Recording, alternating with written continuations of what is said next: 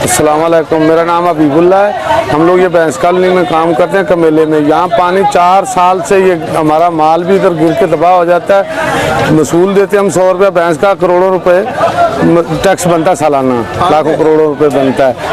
तो ये हमारे साथ बहुत जाती है। हुकूमत सिंध हमारे साथ कोई तावन करे, इसकी सफाई करवाए। ये आए दिन रोज़ाना ख्वार होते हैं, हमारा माल का भी नुकसान होता है, जान का भी नुकसान होता है। कारोबार बच्चों के लिए करने आते हैं, रोज़गार कमाने के लिए, वो मसला हो जाता है।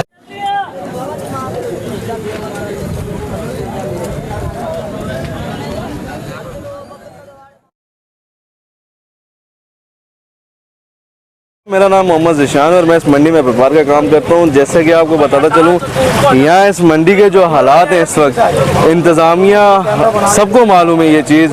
यहाँ के जो ठेकेदार हैं, जो यहाँ के ठेका वसूल कर रहे हैं, उन सबको ये चीज़ दिखती है कि यहाँ पर किस तरह मंडी का हालात है।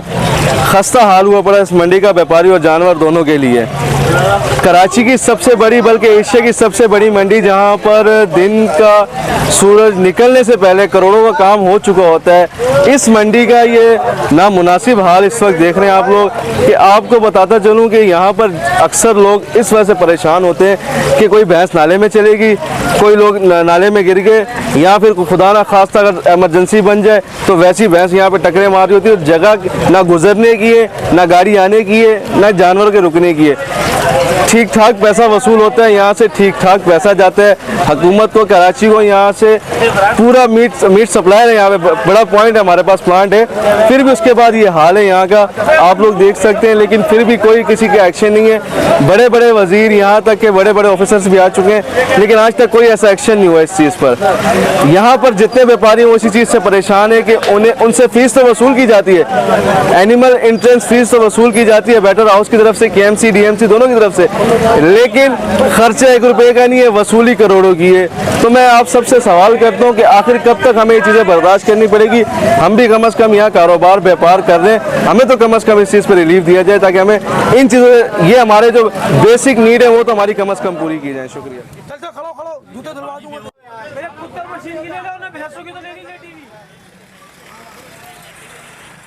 अस्सलामुअलैकुम, मेरा नाम हनीफ है। मैं यहाँ मंडी में धंधा करता हूँ। ये देखो क्या हाल हो रहा है यहाँ पे। कुछ सिंध गवर्नमेंट हमारे से कुछ ताउन करे, करोड़ों रुपए यहाँ सालाना मंडी का जाता है। एक रेगुलर मंडी है, 60 साल से लगी हुई है, और आने जाने में पड़े जानवर गिर रहे हैं, उनकी टांगें टूट गई हैं, बंदे गिर रहे हैं, मोटरसाइकिलें स्लिप हो रही हैं, और ये 4 महीने से सिलसिला चल रहा है, कोई सुनाई नहीं हो रही।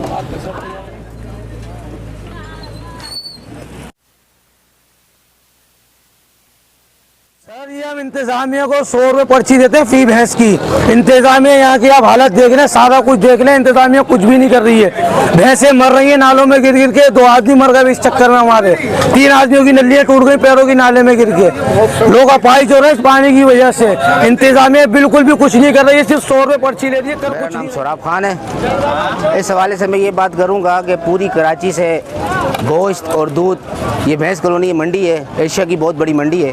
यहीं से दूध सप्लाई होता है और गोश्त भी सप्लाई होता है। और आप देखें कि इस मंडी का हाल इतना खस्ता हाल है कि कीचड़ है और नाले उबल रहे हैं, पानी बाहर आ रहा है। रोज़मर्रा की ज़िंदगी भी अजीरन हो रही है और आने जाने को भी दिक्कत हो रही है। देखो, आप पीछे देख सकते हैं कि गाड़ियाँ फंसी पड़ी हैं, और ये होटल वाले अपनी रोज़गारी नहीं कर सकते। और ये या अंदरूनी सिंध से, अंदरूनी पंजाब से बावलपुर तक, यानी कि दूर दूर से यहाँ दूर दराज से लोग आते हैं कारोबार के सिलसिले में। और ये पर्चियाँ भी बाकायदा हम लोग टैक्स दे रहे हैं। 100 रुपये पर हेड भैंस की चलती है, 100 रुपये की एक पर्ची है। और तकरीबन ज़्यादा से ज़्यादा 4 दिन मंडी लगती है, बुध जुमेरात जुमा हफ्ता 4 दिन।